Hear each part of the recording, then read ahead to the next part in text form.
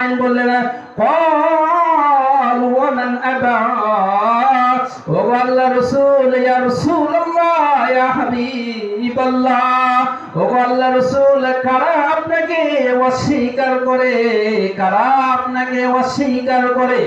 আল্লাহর হাবিব বললেন মান আতাআনি দাখালাল জান্নাহ, যারা আমার অনুসরণ করে, যারা আমার আনুগত্য করে, যারা আমার রেখে আসা সুন্নাহর উপরে যারা আমল করে, তারা হবে জান্নাতি। আর যারা আমার রেখে আসা সুন্নাহর উপরে, আমার রেখে আসা তরিকার উপরে যারা চলে না, তারা আমাকে অস্বীকার করে। নাউজুবিল্লাহ।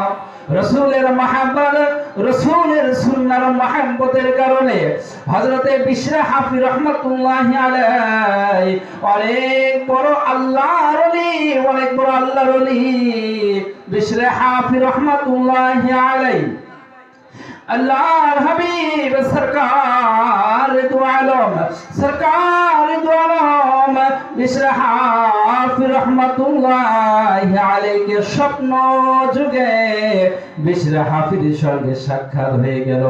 বিশর হাফির সঙ্গে সাক্ষাৎ হওয়ার ফলে বিশর হাফি বলল, ইয়া রাসূলুল্লাহ, ইয়া হাবিবাল্লাহ, আমার কোনো আমল নেই, আমার কোনো আমল নেই। আল্লাহর রাসূল, আপনি বিশ্ব নবী সরকার দু আলম, আপনি, আমি অযোগ্য নালায়েককে আপনি স্বপ্নে যুগে দর্শন দিলেন, স্বপ্নে যুগে দেখা দিলেন।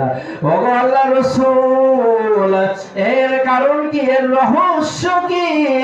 আল্লাহর হাবিব সরকার দু আলম বলেন, হে বিশির, হে বিশির, তুমি আমার সুন্নতকে মহব্বত করতে, তুমি আমার সুন্নতকে ভালোবাসতে, হে বিশর হাফি, এজন্য আমি বিশ্ব নবী তোমার সঙ্গে দিদার দিয়েছি। সুবহানাল্লাহ। বিশ্ব নবী সরকারে দু আলমের সঙ্গে আমরা সাক্ষাৎ করতে চাই কিনা, মুলাকাত করতে চাই কিনা? সম্মানিত হাজির, রাসূল আরবি সাল্লাল্লাহু আলাইহি ওয়াসাল্লাম হাদিস শরীফের মধ্যে ইরশাদ ফরমান, যে ব্যক্তি স্বপ্নে যুগে রাসূল আরবি সাল্লাল্লাহু আলাইহি ওয়াসাল্লামের দর্শন লাভ করতে পারবে, আল্লাহর হাবিব বলেন তার উপরে জাহান্নাম হারাম হয়ে যায়।